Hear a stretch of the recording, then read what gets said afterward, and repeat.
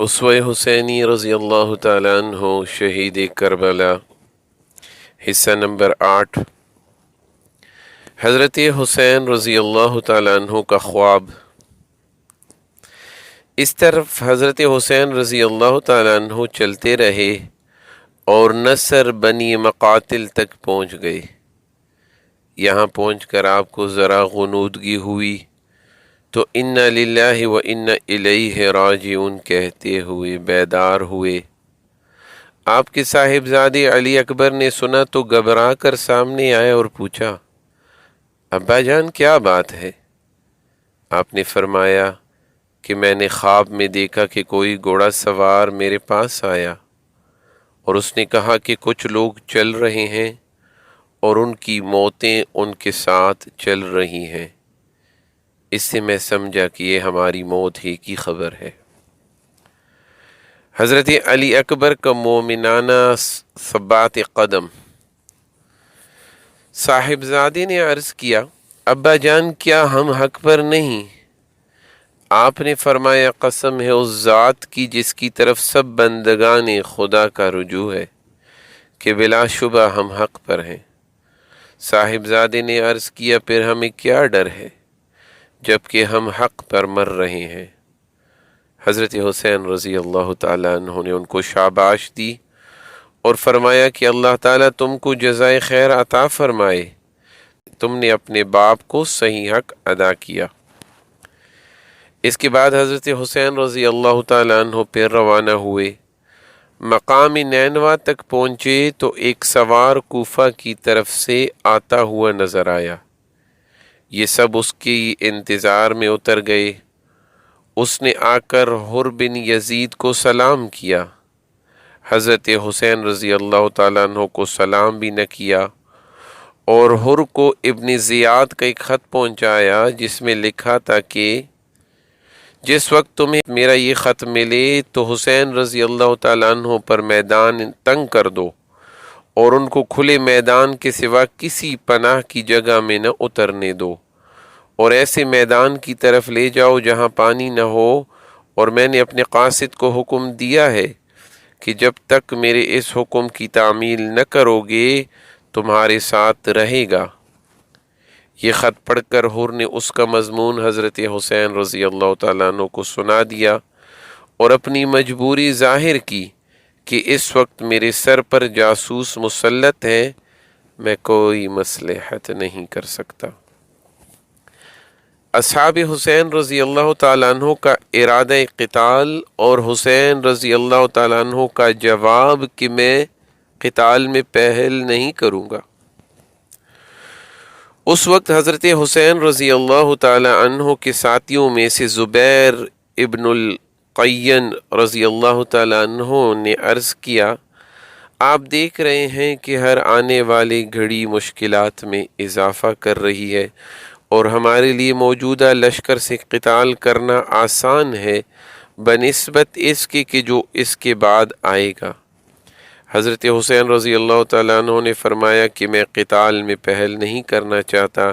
زبیر بن القین رضی اللہ تعالیٰ عنہ نے عرض کیا کہ آپ قتال کی ابتدا نہ کریں بلکہ ہمیں اس بستی میں لے جائیں جو حفاظت کی جگہ ہے اور دریائے فرات کے کنارے پر ہے۔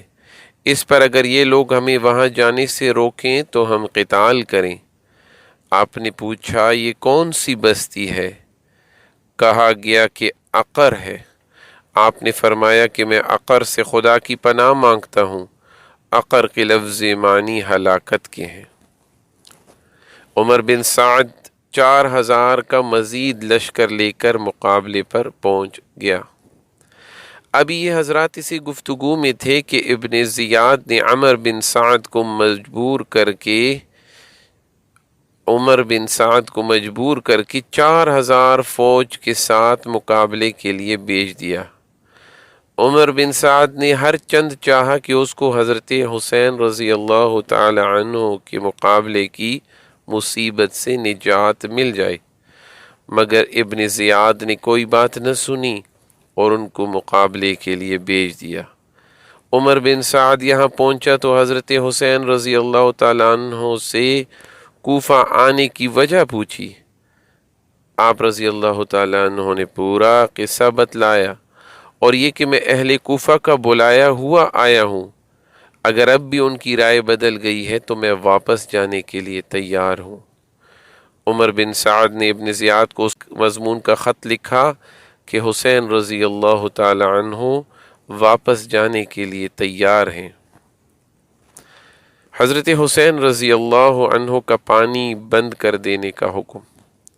ابن زیاد نے جواب دیا کہ حسین رضی اللہ تعالیٰ عنہ کے سامنے صرف ایک بات رکھو کہ یزید کے ہاتھ پر بیعت کریں، جب وہ ایسا کریں تو پھر ہم غور کریں گے کہ ان کے ساتھ کیا معاملہ کیا جائے، اور عمر کو حکم دیا کہ حسین رضی اللہ تعالیٰ عنہ اور ان کے رفقا پر پانی بالکل بند کر دو۔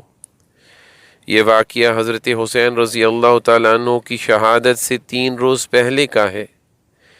ان حضرات پر پانی بالکل بند کر دیا گیا، یہاں تک کہ جب یہ سب حضرات پیاس سے پریشان ہو گئے تو حضرت حسین رضی اللہ تعالیٰ عنہ نے اپنے بھائی عباس بن علی رضی اللہ عنہ کو 30 سوار اور 30 پیادوں کے ساتھ پانی لانے کے لیے بھیج دیا۔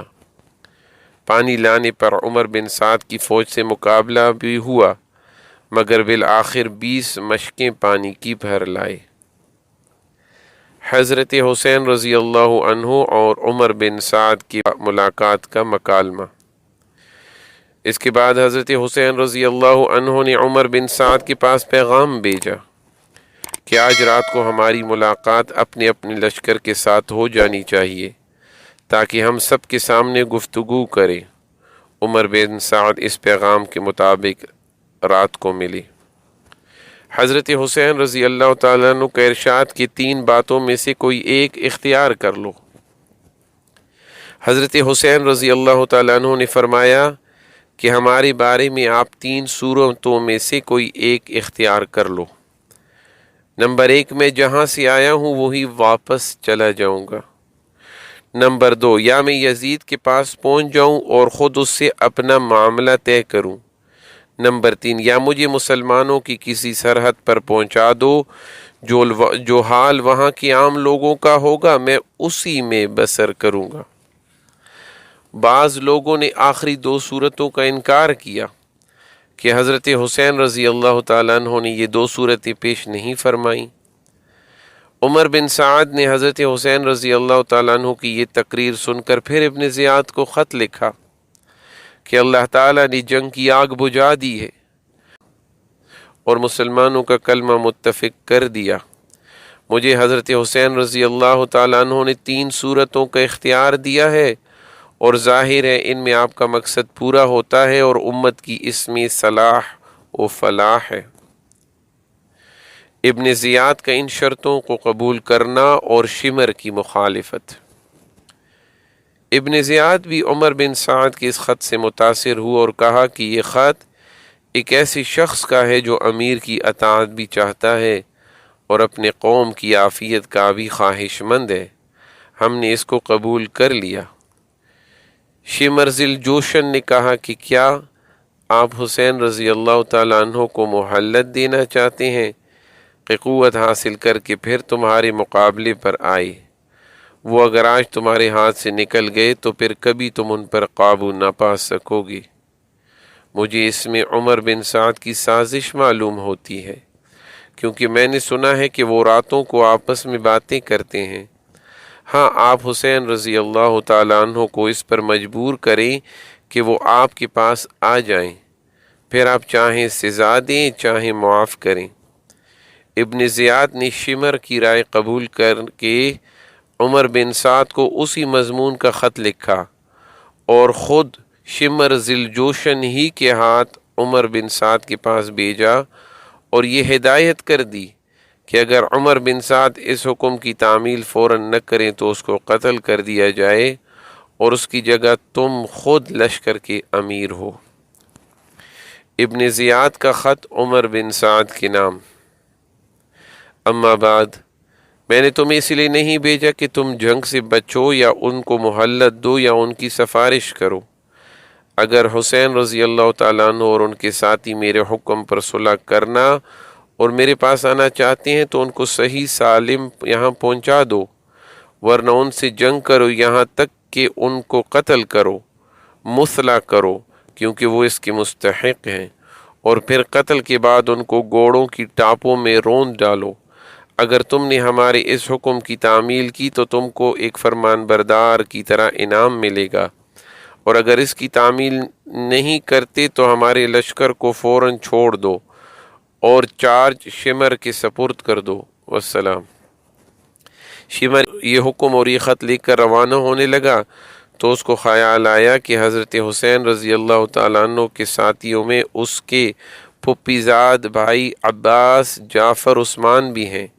ابن زیاد سے ان چاروں کے لیے امان حاصل کیا اور روانہ ہو گئے۔ شمر نے یہ پروانہ امان کسی قاصد کے ہاتھ ان چاروں بزرگوں کے پاس بھیج دیا۔ یہ پروانہ دیکھ کر یک زبان ہو کر بولے، ہمیں امان دیا جاتا ہے اور ابن رسول اللہ کو امن نہیں دیا جاتا، ہمیں تمہارے امان کی حاجت نہیں، اللہ کا امان تمہارے امان سے بہتر ہے، تجھ پر لعنت ہے اور تیرے امان پر بھی۔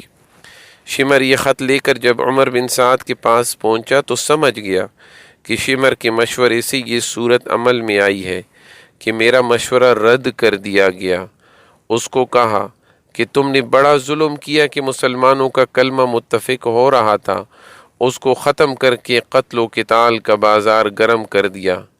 بالآخر حسین رضی اللہ تعالیٰ عنہ کو یہ پیغام پہنچایا گیا۔ آپ نے اس کو قبول کرنے سے انکار فرما دیا کہ اس ذلت سے موت بہتر ہے۔